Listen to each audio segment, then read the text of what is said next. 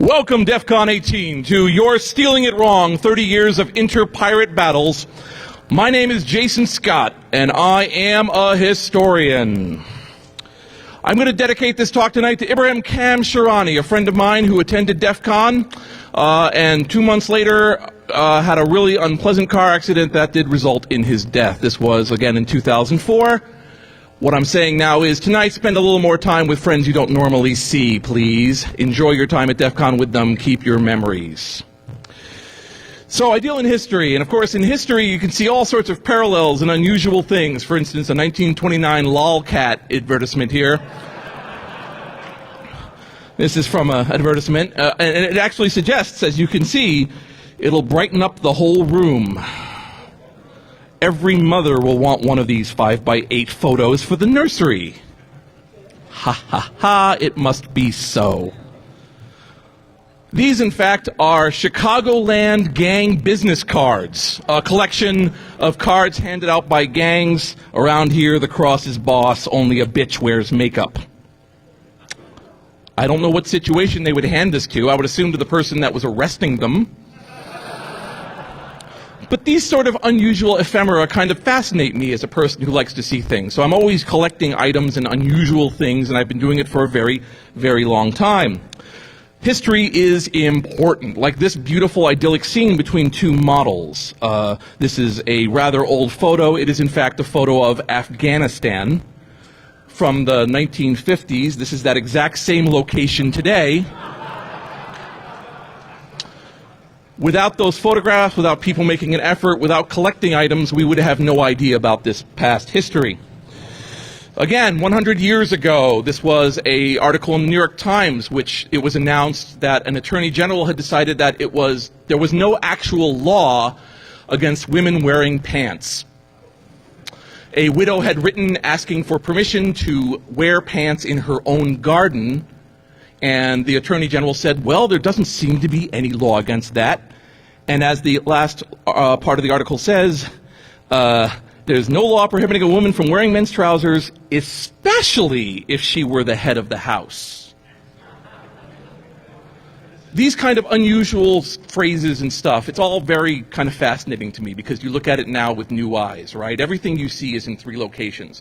The time it was written, the time it's being written for, and the time at which you're reading it yourself. So these are three different perspectives that these things exist in, and it's always a good idea to see what they're up to. This itself is from HoHoCon in the 1990s. This is a Denver trashing map. This is a collection of places that may or may not have good things to get out of the trash bins for freaks. For instance, Northern Telecom, well-concealed location, AT&T, nice trash. US West, you know, not quite clear. Maybe some of these things are different areas. I wouldn't do this now, by the way. Just saying, don't do it now. Last year, I was a system administration, and I hated it. And eventually I was laid off, and so at that point I said, boy, do I want to do that again? And I thought, well, not really. So I went to Kickstarter, and I proposed an idea, which was, I love doing computer history. I run a site called textfiles.com. I've done a documentary called BBS the Documentary. I've done a whole variety of these other things, which I'll show you. And would you guys like to fund me to do nothing but this for a while? And $25,000 later, people did. So I want to thank the 347 backers on Kickstarter. Without you, I wouldn't be able to spend the time on crazy shit like this. Some of you might be in the room. You need a hug. But I just wanted people to know that, you know, I am actually functioning as a full-time historian right now, and it's a wonderful life, and I'm enjoying it. How much am I enjoying it? This is a photo of my brother. But behind him is a storage container, which I call the textfiles.com information cube. This is a storage container full of computer history. That's when I started to load it in. It actually looks like this right now, because I've been busy editing my movie, which is for sale. But anyway, so this is a collection of thousands and thousands of computer magazines, floppy diskettes, tape. I have the original data tapes of the Free Software Foundation in there. There's a whole variety of artifacts, things, and I've been going through them, and I've posted them online. it's from these archives that I collect things that I'm trying to show people. I believe that the biggest problem, besides being at history when it happens, is recognizing that it's not really your job to decide what the future finds fascinating. And so it's only because of people who are now dead that we understand a lot of different things in this world. So I'm trying to collect things and at least be a depot, to be an alternative to the trash can, to then pass it on to the next group of people. So I have entire collections of Byte, entire collections of Wired, entire collections of 2600, a lot of 2600 pre-production items and so on, just things that I think might have value in the future. I'll be the guy who safeguards them now. I don't own them, I merely curate them for the next generation. So this talk is about software and piracy. And you have to kind of define those terms. They're very easy terms to throw around, so I just wanted to spend a little time on them. Because right now when people do a lot of work, they kind of go for the surface of things, take it a little bit easy, and I like to try to at least dig a little bit deeper on that. So software. Okay, so software is a little kind of a strange concept, right? Especially when you consider that, you know, people think of software now as a career. They think of it as an environment, a product. They think of it as an actual thing that can be bought, sold, given around. You can be arrested for stealing it. You can be arrested for copying it. You know, it's this ephemeral concept. I use a bunch of books when I'm doing research. This particular book is called, it has an awful title. It's called From Airline Reservations to Sonic the Hedgehog. Ignore that bullshit. I actually have a number of historical books that are just awful because publishers are idiots when they come to titles sometimes, and they say, your book is fascinating, it's deep, and it's interesting, but we need to put Mario on the cover somehow.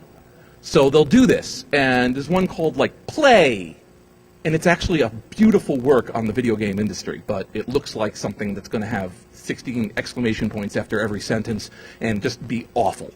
This book tries to track back the history of software going back to the 50s, and then how different software industries rose up and what that meant and where everything went. Obviously, most of you deal with software every moment of your lives now. Something inside of your pants runs software. Something inside of your car runs software. Maybe something inside of your chest runs software. So it's a concept that has some amount of importance. So I'm just going to go back to the 50s. You can trace concepts of software actually back to the 1800s with looms and punch cards. There's a beautiful talk out there, and I got to see this at the Marble House in Rhode Island. There's a silk covering on walls, this beautiful silk covering, and it had faded terribly over the 100 years that it had existed. It was a Vanderbilt built house, and they wanted to fix it. And they were trying to come up with different solutions, and they contacted the original firm in France that happened to have the original punch cards that originally ran the looms. So they ran another run of it and put up brand new exact duplicate silks. Save your shit. So I'm sure whoever put that back there was like, no, no, no, they will reorder. So anyway, so here we are. This is a beautiful podcast by the IEEE Computer Society called Computing Lives. I recommend it heavily.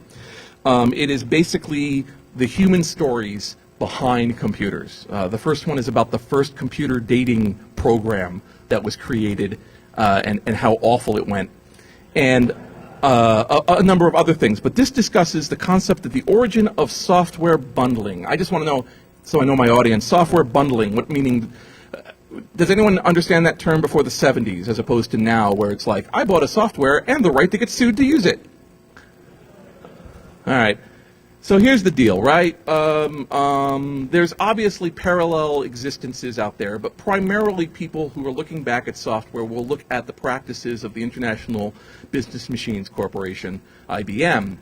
And IBM, when it sold software, certainly through the 1950s and 1960s, sold it as a bundle. That is to say, you bought a computer, and you also bought their assistance in making it useful, because it was always a big deal to try to justify these insane fucking things. Who would buy $1 million piece of hardware when they're just doing accounting?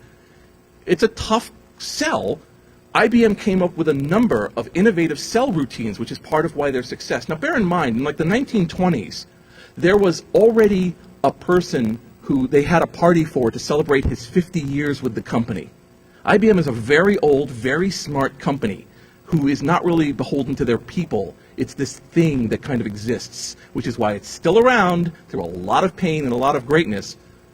They're very innovative. So one of the things they would do, I didn't understand this until recently, was that they would sell you a computer that was really expensive for a third of its price, but they were allowed to use it at night, and they would rent it out to other customers who couldn't quite afford buying it for a third. See, they were always trying to kind of bootstart this whole thing. So computing, when it came to software, it was sold as a service. You bought the machine, and when you were like, we're a company, and we make, buggy whips, we don't know how long this is going to last, and we're going to need this kind of accounting, they would send people over to take their software and write it for this machine for you. And it was part of the service, and you paid money for it. What happened was like by the late 1960s, early 70s, a lot of companies are trying to get into that space, and they're claiming IBM as a monopoly, that IBM is going after places that are selling software and claiming it's violating their contracts and it's terrible. And that's how IBM ended up in their antitrust court case. I swear this gets more interesting. I do. So basically IBM unbundled software. They turned software into a separate concept and started selling it that way. Now other companies had done that, but when IBM did it, suddenly software no longer becomes a service, it becomes its own special entity, not beholden to any particular company. So if you think of a car company also selling the gas, and suddenly now there's gas companies, right? Same idea. That's kind of, so it's a different way of thinking of software. With the advent of the home computer revolution, and I'll get to that in a moment, with the advent of the home computer revolution, suddenly software is something that's kind of coming along, but there's no company to kind of support you. So you're kind of on your own putting together software. But now software is something that if a company comes along and sells a product for it, suddenly all of the hobbyist approach to it of like, we'll just do what we need to do to get the software running, is running straight up against the idea of making a business out of it.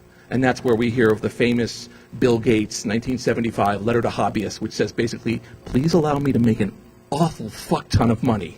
Signed, Bill. I guess they fell for it, huh? So basically, this software company, this software idea starts rising up. Along with that comes home computers. Suddenly, you're not dealing with a company you can push around that has rules of licenses and lawyers. These are just regular human beings who are buying computers as you would buy a vacuum cleaner. You would go to Sears and buy a game of Sorry and a hula hoop and a Commodore 64, right? It's just another thing. And suddenly, you're running up against this idea of software as being something you don't want to duplicate and do yourself. But it's so fucking easy. So, right now, in the contemporary space, as we say, there is an awful lot of verbiage talking about piracy and open culture and how do you what rights are you given, Creative Commons, a lot of buzzwords and a lot of concepts behind it. Now, I find it easier to grab a distance instead of just punching Cory Doctorow in the nutsack or something. I just would prefer to go back in time to a different, more innocent time. So here's an ad. This is a public service announcement. I want to say it's about 1984, 1985. It's easy to make a copy. It's quick. It's illegal. It's wrong. Okay? Let's go a little farther here. And again, I want to point out this verbiage, mostly because it should have echoes of today. It's hard to believe. People who wouldn't think of shoplifting a software product on their lunch hour don't think twice about going back to the office and making several illegal copies of the same software. Making unauthorized copies of software is a violation of U.S. copyright law. Yet the problem has reached epidemic proportions because many people are unaware, or simply choose, to ignore the law. The software industry is urging decision makers and software users to take steps to stop software piracy in their organizations. In the meantime, the industry has been forced to prosecute willful copyright violators. There are legal, moral, and economic imperatives forbidding theft of copyrighted software. All of this, of course, echoes common arguments made today about you're destroying everything, right? Every time you copy a PlayStation game, a baby gets punched. Down here on the bottom it says, there is a free pamphlet on the subject. Call or write for a copy, a copy, a copy. A copy for everyone you know. Please ask for Priscilla. Just so I can explain, because I have to say I'm free associating on this, but I'm very sure that the reason they ask for Priscilla is to verify which people are reading which magazines, and that the woman in question doesn't actually exist. But I still love her. But here's also what kind of interests me when I look back at it in this time is ADAPSO. What the fuck is ADAPSO, right? Turns out ADAPSO is the Association of Data Processing Service Organizations. It's been around since 1962. Okay? So this was an organization that was associated with an industry collective dealing with issues that were pervading an entire industry. This is how things get done.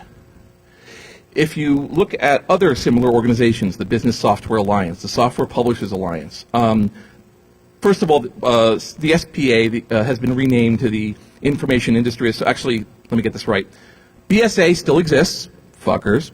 SPA was created in 1984, and then IIA, which is the Information Industry Association, which is a little bit before it, they combined, and now this organization still exists, the SIIA, the Software and Information Industry Association. Oh, that's awesome. So these guys are where companies have things done that they don't want to be associated with. You see? They are the ones who whine. They're the ones who threaten to sue. And yes, of course, they're being funded entirely, but there's that little layer of protection, and if something goes wrong, they deal with it, and there's a lot of pressure. While doing research for this, I found this rather interesting ADAPSO reunion workshop held by the absolutely wonderful Computer History Museum, which is out in California and has been making an effort to get oral histories with a lot of people and collect them. So I just happened to take part of their transcription, and it just mentions here that the ADAPSO board had a heated discussion because of the software companies. Microsoft and a handful of other software vendors said, "We want to bring a series of lawsuits against major corporations in America for illegally copying our software, and we're looking for a trade association to work with us on it. We insist on your funding support and the use of your name." And there was a very heated discussion.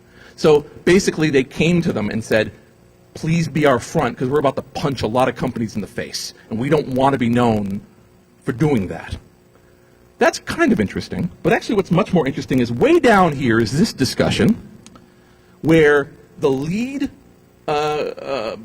counsel for SPA found that they weren't moving fast enough, and they moved to the BSA to become, oh, sorry about that, they left the DAPSO to go with SPA, okay?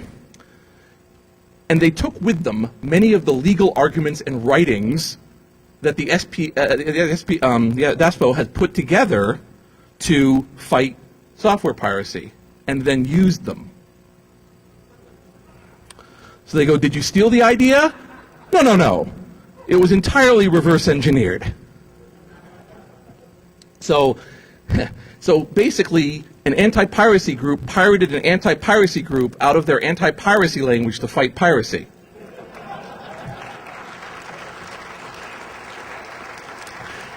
It helps a lot to talk to people years after things happen, because then they go, oh yeah, we were assholes, sorry about that. It's very informative, especially if, like some people I've talked to, they've had their lives ruined by lawsuits dealing with piracy. All right. So one of the side effects of that is you get some really awesome propaganda, right? Nail your boss or colleagues, suppliers, dealers, and others who illegally copy software, $5,000 reward. Similarly over here, be a big fat hero in glasses.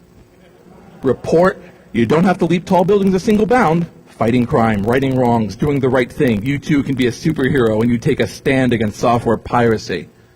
These are all feelers, right? They've defined stealing piracy as something awful, and you can be a part of it, okay? This is an environment of fear and intimidation that's brought on by propaganda.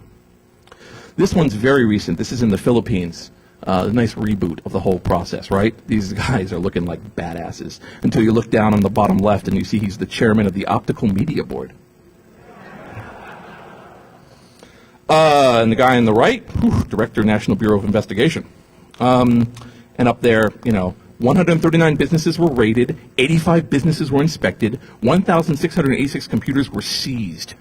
So basically they're saying, look out, your entire business could be ruined if you have one illegal copyrighted software. Now, this does get to some pretty ludicrous levels. In 2000, the BSA put vans in various locations in England and said they were scanning buildings for illegal software and advised you to report immediately that you were stealing software so their van detectors would not find you.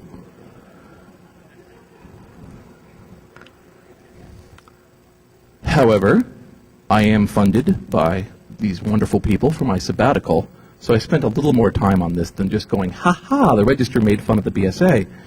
And I found that in 1998, Microsoft funded with $20 million an educational research project in which Ross Anderson, who has said in the thing, I hope they never use it, funded a way to send alternate signals from what's on the screen via radio transmission, so that on the left it looks like this, and on the right it's sending a completely different signal. The idea being that each piece of software would have this implemented and be able to, again, in software it's doing this, send out its serial number constantly, enabling you from within 200 to 300 feet to know the serial numbers of all the machines around you. So someone did try this shit. It actually did sort of exist. However, they never went forward with it. But what the fuck? Let's deploy a van fleet anyway. So there you go, right? So never question everything without checking in first. But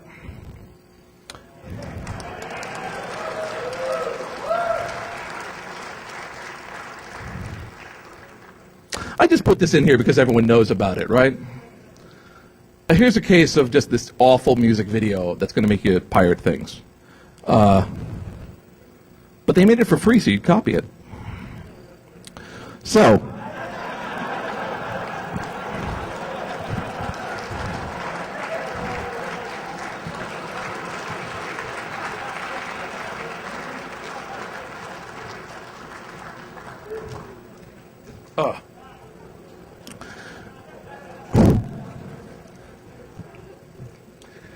all right, so obviously when you live in an environment of such fear, intimidation, and rotten music videos, eventually people just start using your own methodology against you. They start using bizarre language, harshness, making fun of things, all this kind of gallows humor to get around the fact that there's this awful amount of threats and everything around you, right? So, in fact, there's all of this stuff that's been written and created in various degrees, right? And it's not, not everything I say has to fall with the general theme of the audience. I don't see any moral or logical advantage over the other companies when this is done. I think this is just as much propaganda as the other, because it diminishes actual work being done by creators that they're trying to do good things, and it makes it sound like every single movie sucks, every single creator is awful. So you have to keep an eye out. It's funny. The don't copy this floppy is funny. This is funny, this entire crazy thing here. But on the other hand, people are creating stuff and they want to protect it and they want to do stuff. It's all a matter of how do we go about it. That's as far as I'm going to go into that debate because it tires me. And if it tires me, I can imagine what it does to you. So, hooray. All right. So throughout the work that I do, I collect a whole bunch of things, and one of the things I've always had a kind of a soft spot for were Apple II software pirates. There's something about them, I really kind of enjoyed that. I didn't own an Apple II when I was a kid, but somehow I was fascinated at just the creativity and the work. So a few years ago, I went ahead through a few thousand pirated Apple II products that I have since deleted, and I built this collection of crack screens. And I'm just going to quickly explain what crack screens are, just for a moment, just for whoever. Okay, who doesn't know what crack screens are? All right, exactly. So, crack screens are, when software first comes out, it was fucking huge. It could take you an hour or more to download your 143K floppy across modem lines. It was a unneeded effort to do this. So often, floppies that were created by commercial software creators would actually not have a lot of data. You might have a 143K floppy, but actually it would only have 20K of useful data on it. And so what happened is that people could just duplicate the whole disk through an entire industry, which I'll go into for a little bit, but you would end up with this large, hard-to-transfer thing. Well, here, you could also have someone who had some skills go through it, take the software off the disk or through memory, and then create a much smaller bundle that could be transferred much quicker, i.e. crack it. This was also the case if they built in protections. I spent many years talking to software pirates from the Apple II era. All sorts of fellows, very smart. For instance, they would design new boot ROMs inside Apple IIs that looked like a normal boot ROM because it was being checked by the software. And then as soon as it detected that the searchlight had gone away from it, it would turn into a pirated thing and grab down the software. So there was a whole bunch of work done on this. And there were hacker and cracker magazines dedicated to software cracking. For instance, the beautiful Hardcore Computist, later renamed to simply Computist, which I have an entire archive of with their permission. And it has both products and instructions on cracking software. So here we go. When you cracked it, why just stop at cracking it? Why not brag about how fucking awesome you are? I figured this was an urge that might have some sort of symbiosis with the people in this room. So, people would create these crack screens. What you're seeing here are all screens that were created by crackers or cracking groups to say, what you're about to play is something I stole. You're welcome. Now, initially, you would have pretty basic ways of doing this. For instance, this is a crack screen where basically when you loaded up the software, you would blow it into screen memory for a moment, so it would cause the screen to flip out. And these guys would put their own name buried in the text so it would show up at the top of the screen. And you'll notice the use of the modified copyright, so it's K for cracked. So cracked, high technology, and creative cracker, the Apple Mafia strikes. Don't try to decode the rest. Don't waste the time. Stop! Guys are nuts. I put this in just because I wanted you to get some perspective on these software pirates that were just absolutely able to go everywhere. If you look on the bottom, it says, dedicated to the War Don, who's gone at summer camp for 8 weeks.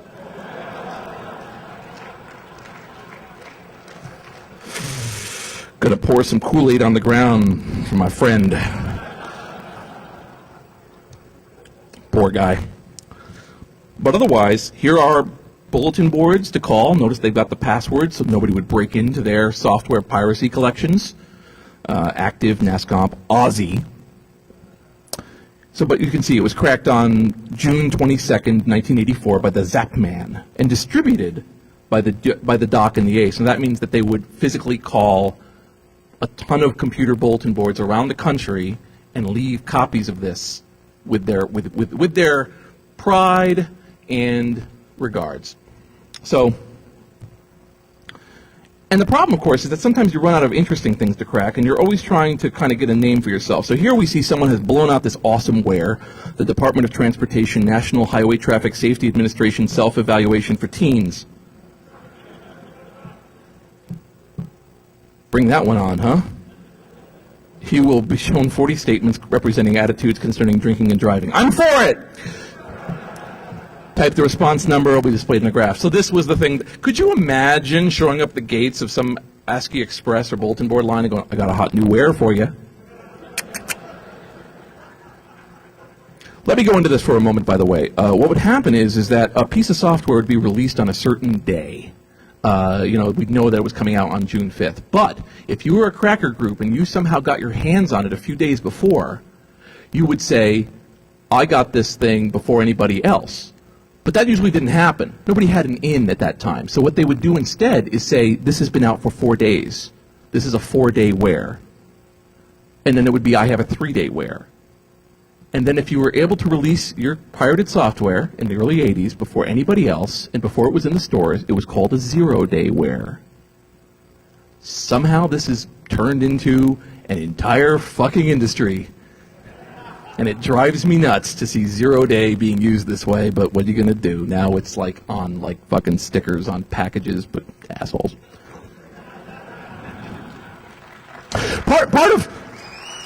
Part of being a historian is that you quickly learn to become a hater of all things. And you realize we're on a small boat in a world of shit and there's a leak. But I soldier on. What would happen is, originally they're just kind of having fun with it, right? And they're cracking and they're letting you know about their incredible software. No, dude, it gets better. And everyone say goodbye to the creator of 0-day products. And tell your dad I said hi. Anyway, so here, Crackman cracked things, right, and tells people that it was supplied by Reese's Pieces, which is a terrible name for a pirate, but what are you going to do? Buttercup was taken. And it was protected by a commercial product called Lock It Up 50, and he goes, what a joke, right? So not only is he sufficient to crack it, but he's also got to say, and they were stupid when they did it. Fuckers, right? That is a very noticeable shift. That's from, dude, we did it, to, that wasn't even a challenge, motherfucker. Bring it on. This led to something called spiral tracking, which I'm not going to go into right now. Anyone know spiral tracking? Oh boy, and your eyes still work? All right, fine. Spiral tracking was where they changed how the drive worked so that, in fact, it would write in a spiral instead of a series of tracks. It would actually go in a spiral. All right, so if you used any other software except for the software itself to figure out what it was, it looked jumbled. And it was a big, happy, wonderful day in Pirate Land when someone figured this out and everyone else got it. Again, these guys are now turning towards the very places that are assaulting them to say, or saying that it's terrible to do, to go, fuck you. So here they're going, yeah, we're totally guilty of software piracy. It's a presentation. All right? And then we get this, right? Recracked by the disc jockey. Learn to crack right freeze. Also, if you take out the author's name again to put in yours, I'll break all your arms and legs. No kidding. Sincerely, the disc jockey. Now they're turning on each other. Right? Now you're seeing this thing where not only are they like, fuck you, but they're going to each other and going, fuck you. This is not a long-term success plan. But here they are doing it, right? Similarly, once again, here's a case where it's like cracked by Hot Rod of Black Bag. Black Bag was awesome, by the way. But on the left and right, there's Laws and Torch hanging by their hands. Fuck those guys. Enjoy Captain Goodnight. Fuck Laws and the Torch. All right, interesting message. They didn't stop with it either. Here's the Torch getting Space Station.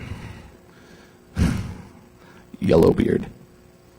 Anyway, so now also the credits are kind of fun, aren't they? You got someone who cracked it, you got thanks handed out, and the title page is now being done by a separate guy. Right? Just so we go off for a moment, understand that after a while, you start having people who are doing nothing but making title screens. You have people who are doing nothing but making cool programs that run before the main program run, and then we have what we now call the demo scene. That's where it comes from, just so you know. Because what happened is, eventually the guys making the title screens were like, fuck you pirates, you don't even have good distribution. I'm just making cool title screens for no good reason. Yeah! Fuck you! That long-term strategy actually worked. So they ended up not going to jail and having demo scene. So I just wanted to pass that out because the demo scene rules. So ragging. Here's a bunch of home phone numbers of other pirates, including Hitman's mom. The Bits Mom. Rag on all these losers. Some of you are like third trimester embryos. Do you still use the term rag at all? Is rag still a verb? Okay, good. Just checking. Got to keep up with the kids, you know. Hey, rag on these guys. So yeah, what you're seeing here is ragging. The idea of ripping on. Why am I using a definition where I use an even more obscure term? Why the fuck did I just do that? Insulting fellow members of your community. You're ragging on them. Fucking losers. Why not put their phone numbers on a cracked piece of software that you cracked and are distributing throughout bulletin boards? Notice also it's giving their real first names too, right? Ask for Casey, ask for Ike, ask for Ben, ask for Ken, ask for Hitman's mom. Also, I'm fairly sure, and again, this is an analysis from a ways away, when it says fake Sandman, be aware that at the time there was a lot of credence put into your handle. So if two people chose a name, you know, a really unique name like Sandman, you would track that motherfucker down and tell him to stop it. I know this is true because I did it. A long time ago, I was the slip disc. And I found someone was using the name slip disc, and I called him up, and why did he have that name? Because he had a slip disc. So I let him off pretty easy. Sorry, dude. This is also located in a crack screen. This is a crack screen. This is like you're about to play a game, and you're suddenly hit with a digital dictionary. Loser, one that is a failure and achieves nothing. One who continually releases unprotected, lame educational wares. See also the bunny men. You know we did used to spell wares with an S, right? Yeah, okay, good. Incompetent, lacking qualities needed for a task, often cracking. See also the bunny men. Conceited, having an excessively high opinion of oneself, ragging on almost every ware one puts out, feeling superior to all. See also the bunny men. Ignorant, lacking in knowledge and intelligence, unable to crack wares by oneself, one who must use other loaders due to incompetence. Above. See also the bunny men. Bunny men, incompetent, highly conceited losers, often displaying outright ignorance.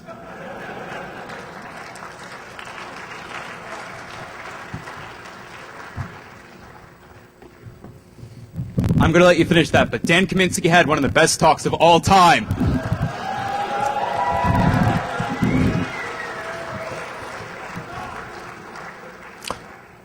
Do I get to come back later and get my applause? Anyway. Fuck the bunny men. Fuck the bunny men! Alright, so basically this is the middle page of a 3-page letter that I found in front of one crack, in which he tries to indicate, okay, one thing I don't like lately is all the rags being put out on the new formed group Dark Logic. First off, I think it's childish to rag on anybody. I hate the idea of rag pages, but I don't think it's fair for a new group to get ragged on when they're just trying to compete in the world of piracy. I don't know all the group members, however I do know 3 of them, and 2 of them I consider good friends. These people are Back Bay Hacker and the Martyr. Both these guys are very cool people. They'll do anything for anybody. Mike has sent me numerous 2GS wares, and I have traded with Keith a few times as well. They're both caring people. I don't think they deserve the shit they are getting from anybody. The other guy I know in Dark Logic is Brian Fisk. I'm sure most of you know who he is, as he's been becoming fairly well known lately. I don't know him all that well, but there's more. Anyway, so calls for reasonableness have not worked in 400 years. I don't know why this guy's doing it. Eventually people feel a need to leave. So here we have the retirement notice of Silicon Warrior. First of all, I'd like to say, what up, dudes? But now I am depressed. I'm quitting piracy. It has never been a real experience for me. It has been a real experience for me I will never forget. I'd like to say thanks to all my old and new friends I met in piracy. It's been a blast. Later, dudes. It's been awesome. No E. Thanks to One Eye, the Atom, the Cog, all LSD members who gave me my break. To my Cracker, my Cracker's Hot Rod, the Micron, the Cloak, and any other I have missed. Thanks to all the Cracksmith, the IC. I'd just like to thank all the old pirates. All right, this is 1984. I'd like to thank all the old pirates of 1200 Club, MPG, and so on. Thanks to everyone else who was my friend, you know. Quote, you're my idol, and fuck you, Larry. SW. We'll miss you, Silicon Warrior. Similarly, Crackman, during a very tearful moment of Super Zexon, Crack said, with thanks to the dealer and the Scantron, says, this is the last major ware that I, Mr. Crackman, will crack for the Apple II. I am disappointed in the quality of software / crackers / traders in the pirate world now, and I'm only going to crack Mac stuff. I need more Kool-Aid. What I want to show here is there's a lot of parallels in this bizarre bubble world to what we experience now, and this weird way people look. And I think that one of the things I try to get across to people, right, is that a lot of times people get really wrapped up in the problems of the moment, right?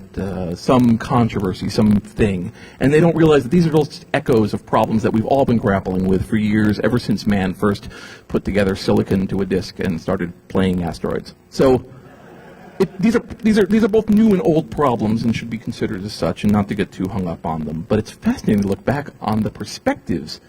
These are little tiny machines that are getting such huge, huge fights. All right. You're all like, yeah. That guy who left, he's sorry. Oh! He's back. All right. What the fuck did you leave for then? You had to drink a little before you could take the rest of my speech. Because this speech doesn't get much better if there's two of me. I'm just saying. All right, anyway, so you're all like, awesome, Jason, but please focus in on that good part. Yeah. All right, Mirjam and Karen Van Blah on Playboy, September 1989, available at Rusty and Edie's. 14 lines, 762 megs. Columbus, Ohio. Rusty and Edie. It's a different kind of BBS. We're the friendliest BBS. Okay, so Rusty and Edie's was one of the largest computer bulletin boards in the 1990s. We're moving forward to the 1990s now. And what you had was computer bulletin boards, of course, were originally single-line affairs run by hobbyists. But over time, an industry started to pile up. And then there became what I call super BBSs. BBSs in which you'd have more than, say, 20 lines, 30 lines, 40 lines, 60 lines. Bearing in mind that multi-user systems are not in vogue yet, meaning a system per line. So they have a whole bunch of ads, and they let you know about what they've got. And one of the things they mention is they have 3 gigs of adult graphics. Now this is 1994. All right? They are fucking rocking it, right? We're a couple burnouts in the 60s. We didn't like rules then, and we don't now. We live by 3 no's. No censorship, no rules, no hassle. Yeah. Now, I know some of you were like, that's right, put up your feet and enjoy yourself, it says, okay? And you're like, well, what the fuck did that look like? Oh, I have to mention this too, by the way. In this perspective of looking back on things, numbers are pretty crazy stupid. So I just put this in here just to mention 10 megabytes, $695. That's your only question. It's only $695? Anyway, I've kept you in suspense enough. What does the Rusty and Edie BBS look like? It actually looks like this.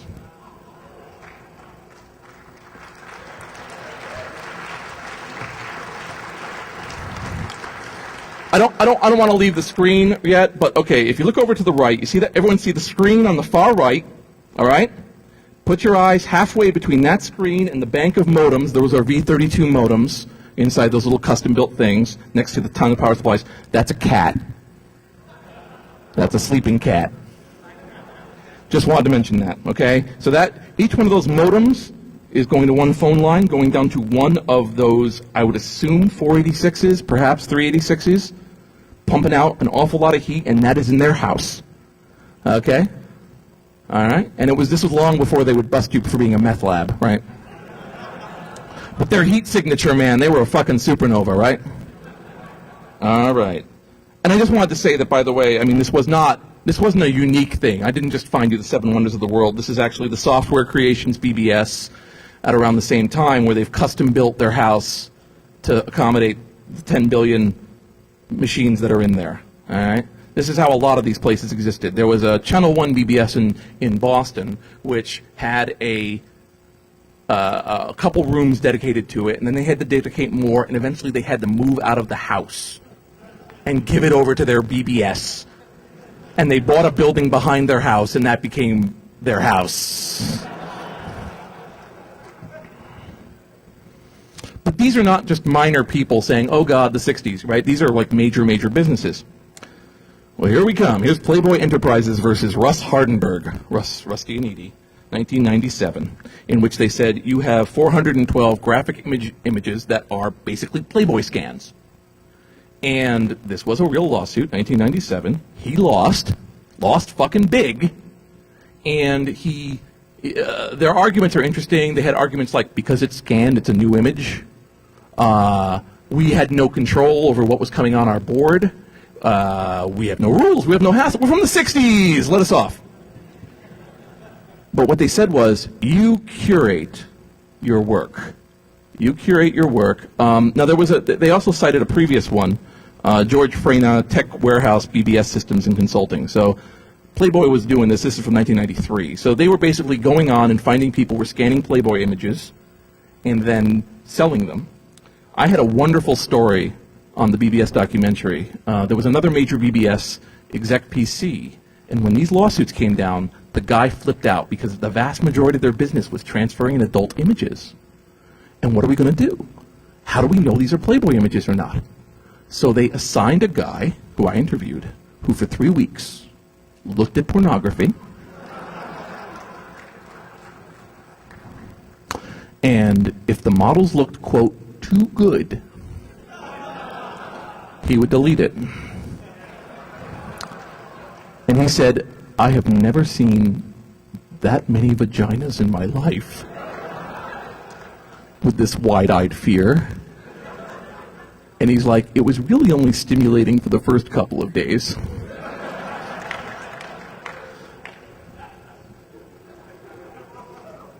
But as an interesting parallel to what we're talking about now, Russ Hardenberg versus Playboy, where he lost because they said, because you curate stuff, you must be aware of its legality, therefore you are liable, is what was cited to take down Napster.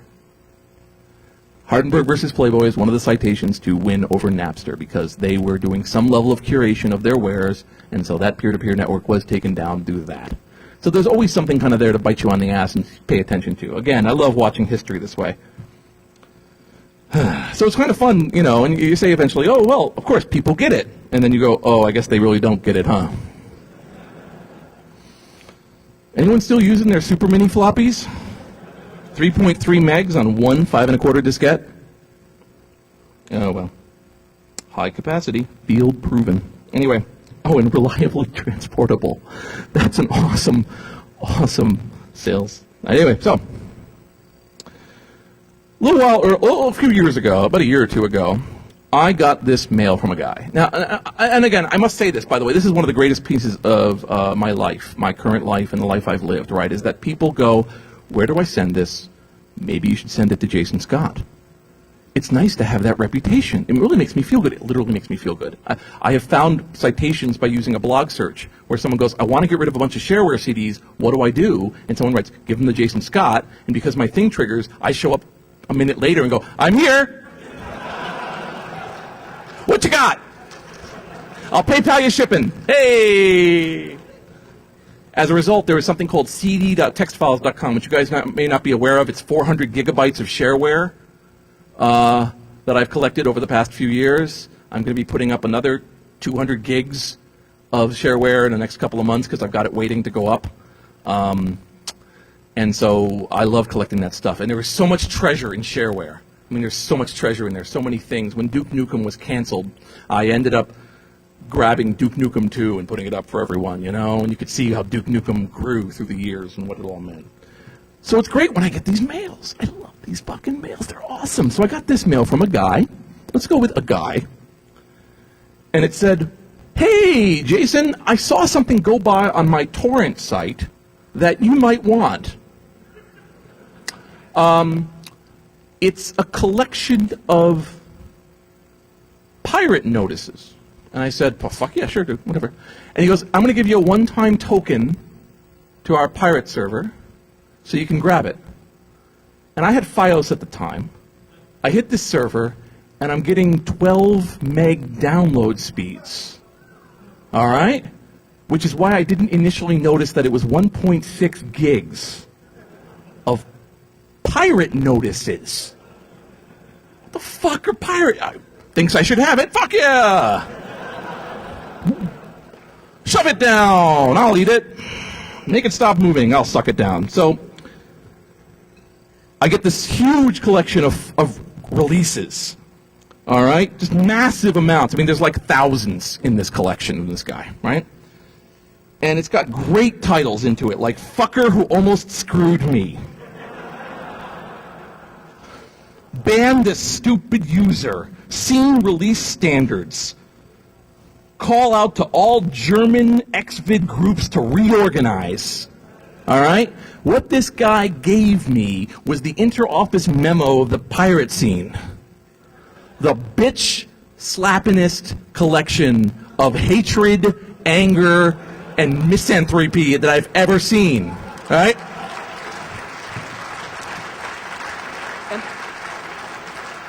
And I thought, well, Jesus Christ, I got my talk for next year.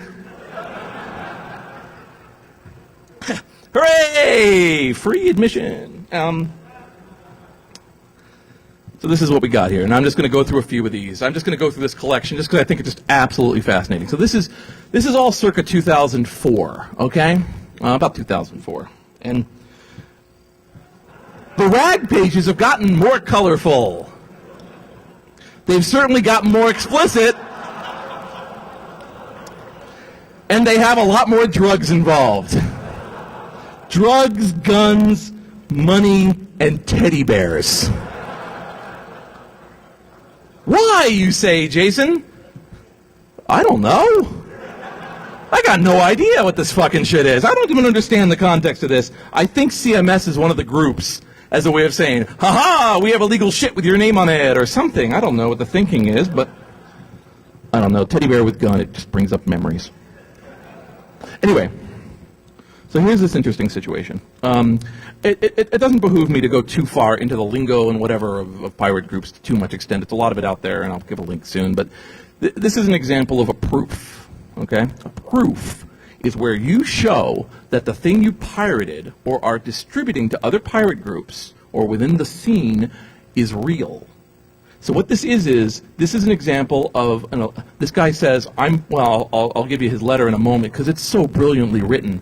What he is trying to tell you is all the people who said we stole our pirated ware of this electronica MP3.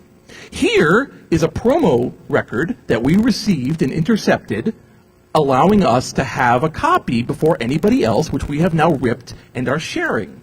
Okay? So he's got a picture of the label, and on the back he's showing you what the other label looked like, and here's the full entry on the bottom with the name blocked out so nobody gets in trouble of this release, along with this beautiful letter, some of which I'll read. Just a little bit. I gotta get into the voice. I have to become this man. Okay, where should I begin? I guess it should be with you, the mighty full of sperm ripper of MFS, of course. Hey there, little cocksucker. I'm sure you have cold sweat on your forehead as you read this lovely proof release of ours. Now you're probably asking yourself, why did I try to be such a crappy smartass and mess with the best? Let me guess, because you own a really tiny dick. And for you sheepers who follow Newbie Ripper, who thought he could save the day, shame on you! Now on to the rest of the scene ops and our lovely fans all over the world. We would like to thank you for your support, and at the same time, shit on you sheepers! MNS particularly, you tiny little MS Ripper, go back to your cave and die! And all of the mighty nukers out there, you better not be thinking you can get us down because of some funny nukes! And so on and so on. What's that? I'm out of time? For what? What's coming before? What? Hacker Jeopardy? I am completely out of time? You gave me no warning?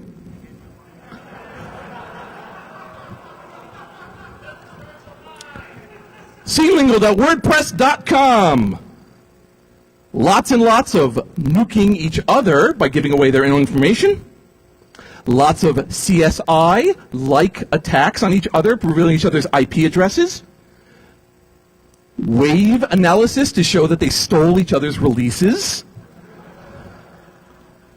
We will provide proof that the other group is faking their releases by showing you that their various GIFs have been photographically modified in Photoshop.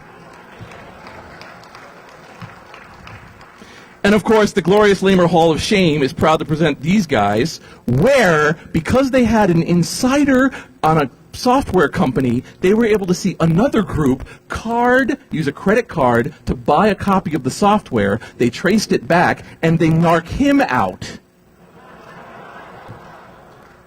Here's the first time that they discovered about those dots that are in screens that we see right now, the cigarette burns that tell you exactly which movie theater is showing which movie, so they can trace it back down and figure out who is telesyncing. So what the good goddamn do we learn here? First of all, be more clear in telling me how much time I have.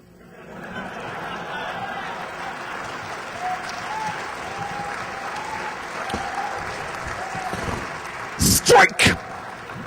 But also, I just, again, wanted to show you guys that there is a case of just a scene, any scene, one that you're part of, one that you're not part of, can be a nest of ludicrousness and a lot of hatred when in fact you are all united in ripping shit off. And to maybe show a little bit more love for your common thieves and the way that you feel about each other, that's all I ask. I'm Jason Scott.